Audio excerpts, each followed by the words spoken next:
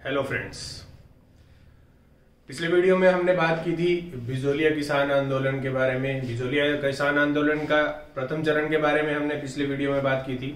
आज हम बात करेंगे उसे के अगले चरण के बारे में, यानी कि आज बात करेंगे हम बिजोलिया किसान आंदोलन के दूसरे चरण के बारे में। पहले चरण में मैंने आपको बताया था कि साधु सीताराम ने वहां का नेतृत्व किया था। उसके बाद में जब ये दूसरा चरण आरंभ हुआ तो इस दूसरे चरण का नेतृत्व जो है वो किया गया था किसके द्वारा? विजय सिंह पथिक के द्वारा।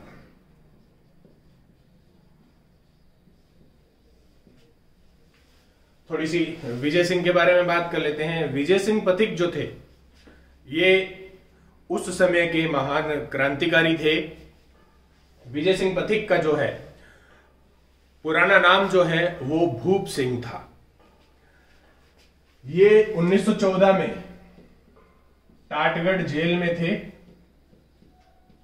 क्रांतिकारी गतिविधियों को लेके इन्हें टाटगढ़ जेल में रखा गया था। किसी तरीके से ये टाटगढ़ जेल से फरार हो गए और टाटगढ़ जेल से फरार होने के बाद में ये भेष बदलकर मेवाड़ आए। जब ये मेवाड़ आए तो इन्होंने विजय सिंह पथिक से साधु सीताराम जो है, साधु सीताराम विजय सिंह पथिक से मिले और इन्होंने इन्हें बिजोलिया किसान आंदोलन का नेतृत्व करने के लिए राजी किया। विजय सिंह पथिक ने यहां का नेतृत्व स्वीकार कर लिया। सबसे पहले विजय सिंह पथिक ने क्या किया? 1916 में विद्या प्रचारिणी सभा का गठन किया।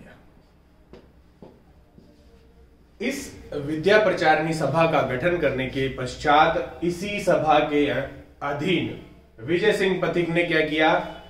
एक पुस्तकालय की स्थापना की, एक पाठशाला खोली और इसके साथ साथ ही इन्होंने एक अखाड़ा भी खोला। इसके बाद में क्या किया? विजय सिंह पथिक ने जो ये विद्या प्रचारिणी सभा बनाई थी, इस सभा से प्रभावित होकर माणिक्यलाल वर्मा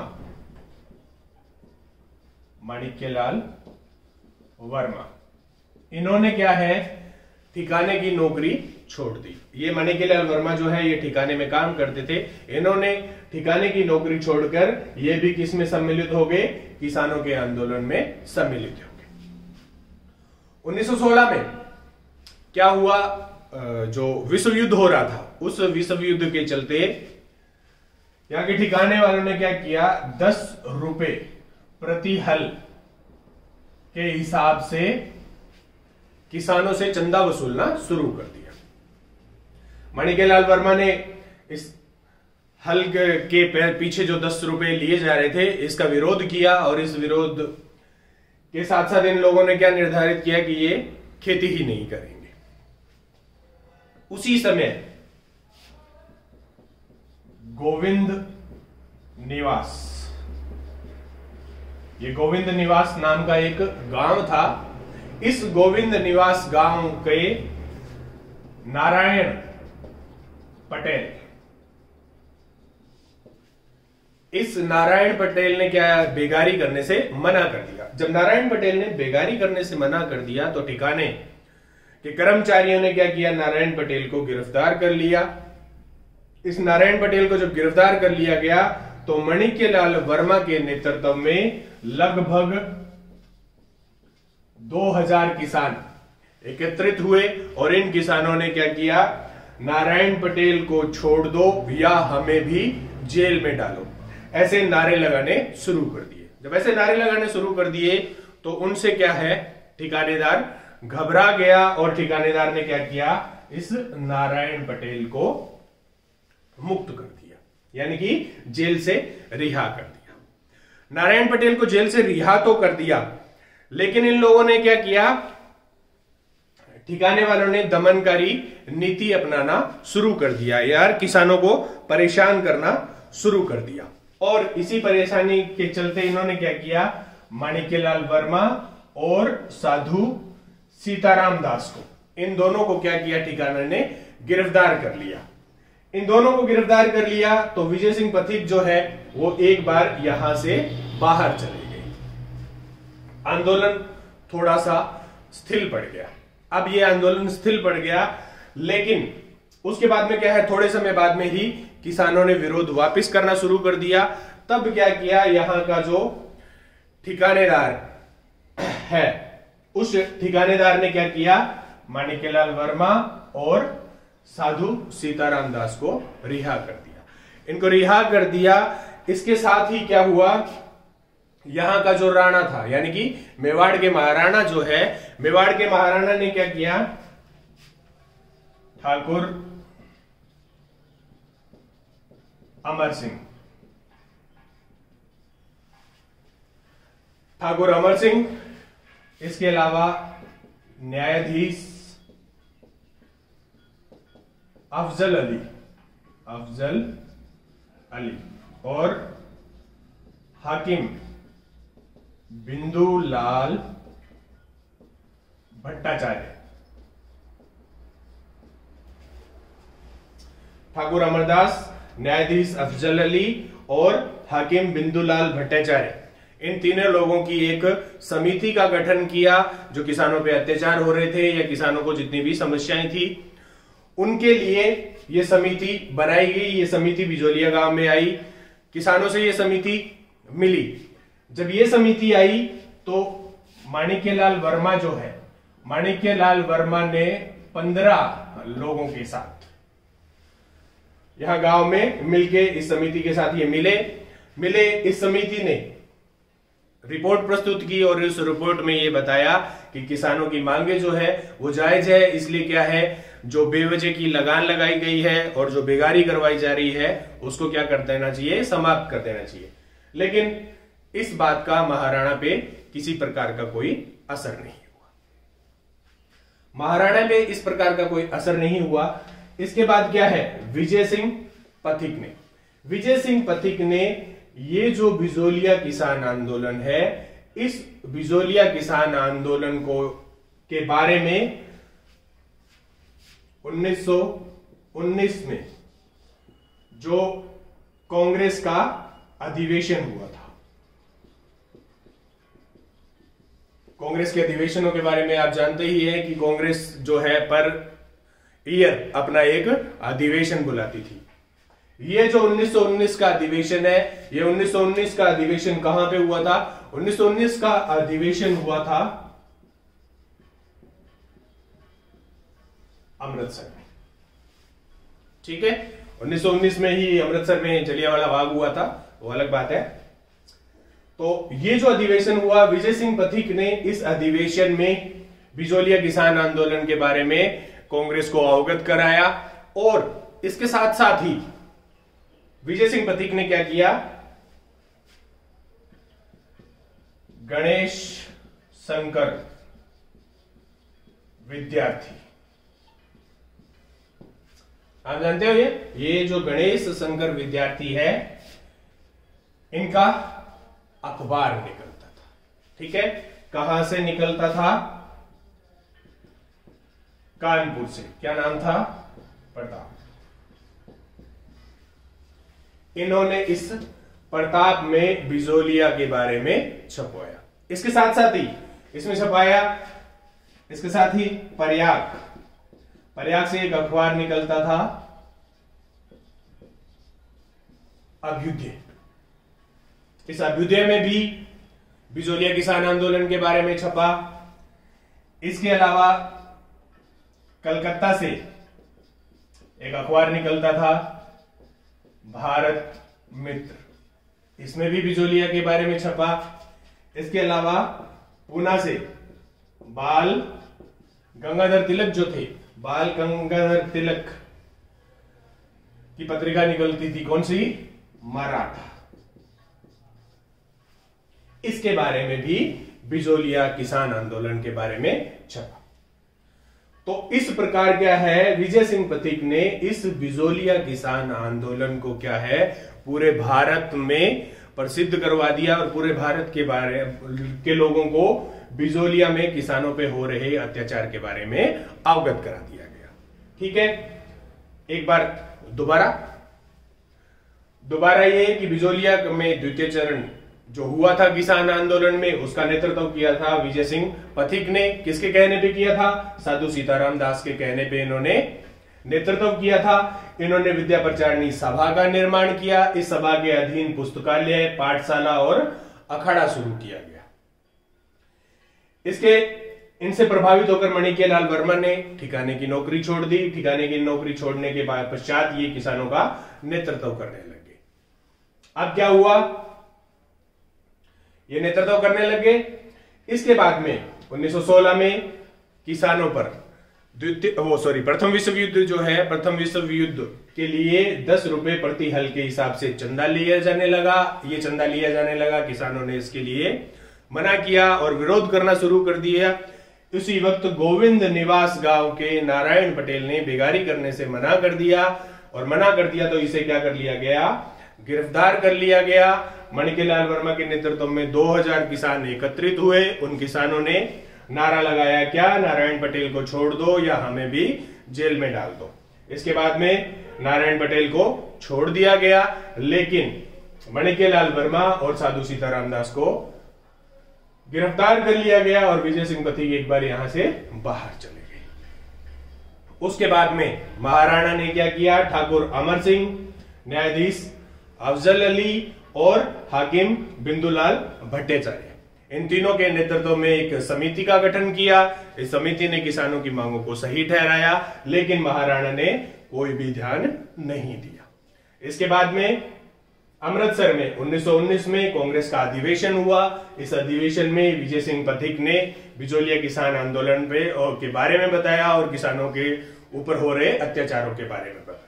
इसके साथ साथ ही इन्होंने बिजोलिया किसान आंदोलन को प्रसिद्ध बनाने के लिए गणेश शंकर विद्यार्थी के प्रताप, प्रयाग से अभ्युदय, कलकत्ता से भारत मित्र और पूना से बाल गंगाधर तिलक के मराठा पत्र में बिजोलिया के बारे में बताया गया। इस किसान आंदोलन में जब बताया गया तो अमृतसर में कांग्रेस अधिवेशन में जब बिजोलिया के बारे में बताया गया तो महात्मा गांधी ने क्या किया? इस बात की निंदा की और महात्मा गांधी ने अपना निजी जो सचिव था, महात्मा गांधी का निजी सचिव कौन था भाई? महादेव देसाई। किसानों के बारे में पता करने के लिए महादेव को कहां भेजा? इन्होंने बिजोलिया भेजा। और बाल गंगाधर तिलक जो है, बाल गंगाधर तिलक ने क्या किया? इन्होंने महाराणा को पत्र लिखा और बिजोलिया के बारे में किसानों को राहत देने के लिए भी लिखा। चलिए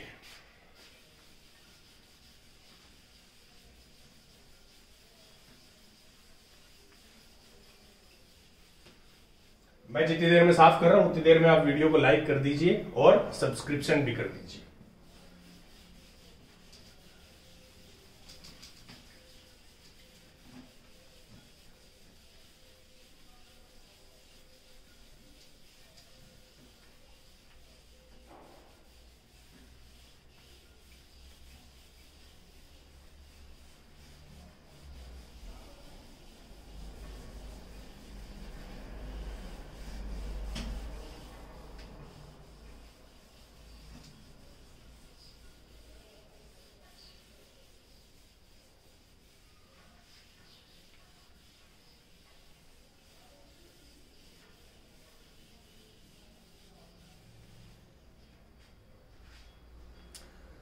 कर ही दिया होगा लाइक, नहीं किया तो अब कर दो।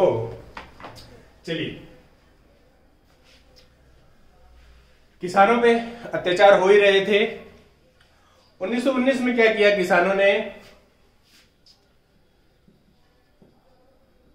पावल जो भूमि थी, पावल भूमि जानते हो क्या होती है? भूमि दो प्रकार की होती है। एक होती है पावल, जिसे हम दूसरी भाषा में क्या कह सकते हैं? सिंचाई वाली भूमि, यानी कि जहां से नहरों नदियों से पानी लगता है, जहां से सिंचाई की जाती है, उस भूमि को क्या कहा जाता है? पावल भूमि। इन्होंने क्या किया? इन्होंने पावल ठिकाने वालों ने पावल भूमि पर लगान को है वो दुगना कर दिया और जबरदस्ती लगान वसूला जाने लगा। जब इन्होंने लगान दुगना कर दिया तो किसानों ने क्या किया, किसानों ने ये सोचा भी इन्होंने लगान दुगना कर दिया है तो उन्होंने पावत की जगह बरानी भूमि पर खेती करने का निर्णय किया। बरानी भूमि वो होती है जिसमें सिर्फ वर्षा का पानी आता है, बाकी किसी प्रकार की कोई सिंचाई नहीं की जाती है। बरानी भूमि पे इन्होंने क्या किया, खेती करने का निर्णय किया। जब ठिकाने वालों को यह पता लगा तो ठिकाने वालों ने क्या किया कि जो आदमी बरानी भूमि पर भी खेती करेगा उसे भी क्या है, पावल भूमि का लगान देना पड़ेगा।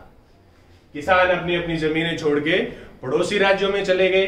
पड़ोसी राज्यों में जाके उन्होंने क्या किया, पड़ोसी राज्यों में खेती करनी आरंभ कर दी। जब उन्होंने पड़ोसी राज्यों में खेती करनी आरंभ कर दी तो उससे क्या है, ठिकाने वाले जो है वो और ज्यादा क्रोधित हो गए, और ज्यादा क्रोधित हो गए।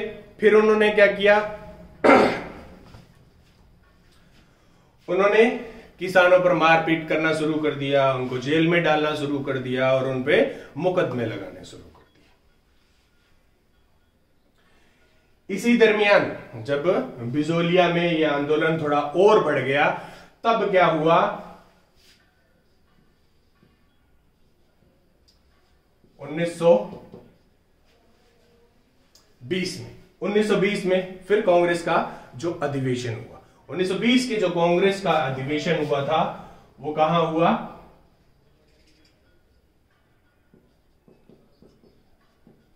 नागपुर। इन्होंने भी नागपुर में जो अधिवेशन हुआ, इस अधिवेशन में विजय सिंह पथिक ने दोबारा इस मुद्दे को उठाया। तो इस मुद्दे को जब इन्होंने दोबारा उठाया तो महात्मा गांधी ने इसकी घोर आलोचना की। महात्मा गांधी ने आलोचना की। उसी दरमियान क्या हुआ, ये जो आंदोलन है, यहां के जो मेवाड़ के महाराणा है, उन्होंने क्या किया, एक और समिति बना दी। अब की बार किसके नेतृत्व में, ठाकुर राज सिंह, रमाकांत मालवीय और तख्त सिंह मेहता। इनके नेतृत्व में इन्होंने एक त्रिसदस्यीय समिति का गठन किया और इस समिति को यह बोला कि भाई जांच करो कि किसानों की मांगे और जो लगान है वो सही है कि नहीं है। समिति पहले भी बनाई थी, हुआ कुछ नहीं था, अब बना दी, होगा अब भी कुछ नहीं। तो इन्होंने ये जो समिति बनाई, इस समिति ने क्या किया, इन्होंने बोला कि भाई हम तो बिजोलिया नहीं जाएंगे, ये बिजोलिया नहीं गए। इन्होंने बोला कि हम तो जांच उदयपुर में बैठे बैठे ही करेंगे। इन्होंने बोल दिया उदयपुर में बैठे बैठे जांच करेंगे, तो फिर उधर से किसानों की तरफ से कौन आए,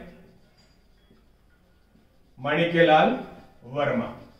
ये उदयपुर आए और इन्होंने उदयपुर में आके इस समिति से मिले और इन्होंने किसानों की मांगों के बारे में इन्हें बताया। जब इन्होंने किसानों की मांगों के बारे में बताया तो इस समिति ने भी वही रिपोर्ट पेश की कि भाई किसानों की मांगे क्या है, जायज है, आप ऐसा कीजिए, किसानों पर लगान जो कम कर दीजिए और जो कर है उन कर को माफ कर दीजिए या कम कर दीजिए, आधा कर दीजिए, मतलब कुछ भी है, किसानों को राहत दीजिए। महाराणा की इस बात का भी कोई असर नहीं हुआ। महाराणा ने इस बात को भी अनसुनी कर दिया। उधर से यह आंदोलन बहुत अधिक बढ़ गया था। अब जैसे ही यह आंदोलन बढ़ गया था तो 1921 में बिजोलिया क्या है, पूरे आंदोलन पूरे चरम पे था।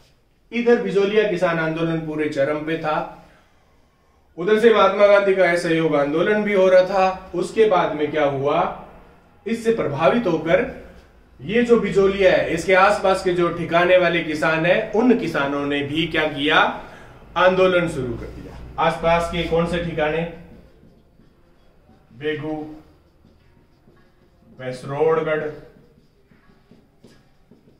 बस्सी, भिंडर, यहां के किसानों ने भी क्या है, आंदोलन शुरू। इसी दरमियान 1921 में ही भीलों का एक ही आंदोलन भी शुरू हो गया। अब भीलों का उधर से एक ही आंदोलन शुरू हो गया, तो मतलब मेवाड़ की स्थिति जो है बहुत खराब हो चुकी थी। जब इस मेवाड़ की स्थिति बहुत खराब हो चुकी थी, तब मेवाड़ का जो पॉलिटिकल एजेंट था, कौन था भी पॉलिटिकल एजेंट? विल्किंसन। विल्किंसन ने मेवाड़ में जो किसानों के आंदोलन हो रहे थे और ठिकाने वाले जो कर रहे थे, इस सब के बारे में इन्होंने अंग्रेजी सरकार को पत्र लिखा और अंग्रेजी सरकार को इस बारे में अवगत कराया। जब अंग्रेजी सरकार को इस बारे में पता लगा, तो अंग्रेजी सरकार ने क्या है, एक उच्च स्तरीय समिति का गठन किया। अब वो उच्च स्तरीय समिति में कौन थे? एक तो भाई राजस्थान के एजीजी। कौन थे एजीजी? एजीजी 1857 की क्रांति में बताया था ना, राजस्थान का एजीजी कौन था? हॉलैंड। हॉलैंड मेवाड़ के पॉलिटिकल एजेंट। कौन? विल्किंसन। इसके अलावा जो मेवाड़ के राणा थे, इन राणा का दीवान प्रभाष चंद्र चटर्जी। इन लोगों का एक उच्च स्तरीय आयोग गठित किया और इस आयोग को कहां भेजा? बिजोलिया जांच करने के लिए भेजा। ये जब बिजोलिया, ये आयोग जो है, ये आयोग कब पहुंचा? 4 फरवरी 1922 को ये आयोग बिजोलिया पहुंचा। अब ये बिजोलिया पहुंचा तो इस आयोग, उच्च स्तरीय आयोग था, इसके सामने किसानों के नेतृत्वकर्ता में, यानी कि किसानों के नेतृत्व के लिए कौन आए? एक तो यहां जो किसान पंचायत थी उसका सरपंच, उसका सरपंच था मोतीलाल। ठीक है, एक तो मोतीलाल।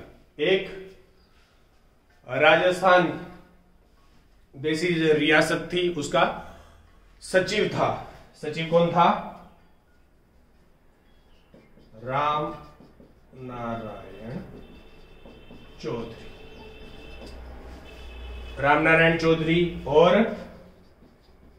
माणिक्यलाल वर्मा, ये लोग इनसे मिले। इन्होंने अपने किसानों पे हो रहे अत्याचारों के बारे में इन्हें बताया। तो हॉलैंड के प्रयासों से 11 फरवरी 1922 को किसानों और सरकार के मध्य एक समझौता हो गया। और इस समझौते में क्या किया गया? इस समझौते में किसानों पर 32 लगान जो है उनको हटा दिया गया या माफ कर दिया गया। और इसके अलावा जो बेगारी करवाई जाती थी, बेगारी को हमेशा के लिए समाप्त कर दिया कि बेगारी नहीं करवाई जाएगी। इसके अलावा जब तक किसानों ने अपनी भूमि खाली छोड़ी थी, पड़त में रखी थी, उन वर्षों का लगान भी क्या कर दिया गया? माफ कर दिया गया। इसके अलावा तलवार बंधाई की जो लगान है, तलवार बंधाई को आधा कर दिया। इस प्रकार क्या हुआ? इनके मध्य समझौता हो गया और इस समझौते में इसको बिजोलिया की बहुत बड़ी जीत माना जाता है। यह था बिजोलिया का द्वितीय चरण। पहले चरण में साधु सीताराम दास ने नेतृत्व किया था, दूसरे चरण में विजय सिंह पथिक ने नेतृत्व किया था। इसमें 3 बार समितियां बनाई गई थी। इन 3 बार समिति में एक बार ठाकुर अमर सिंह की समिति, एक बार ठाकुर राज सिंह की समिति और एक बार एजीजी हॉलैंड की समिति। ठीक है, चलिए नेक्स्ट वीडियो में यहां पर बात करेंगे बिजोलिया के अंतिम चरण के बारे में। ठीक है। लाइक के लिए पहले ही बोल चुका हूं, एक बार और कि भाई वीडियो अगर पसंद आया है, कुछ बताया है, दिमाग में गया है, तो प्लीज वीडियो को लाइक कीजिए और सब्सक्राइब करिए। Thank you.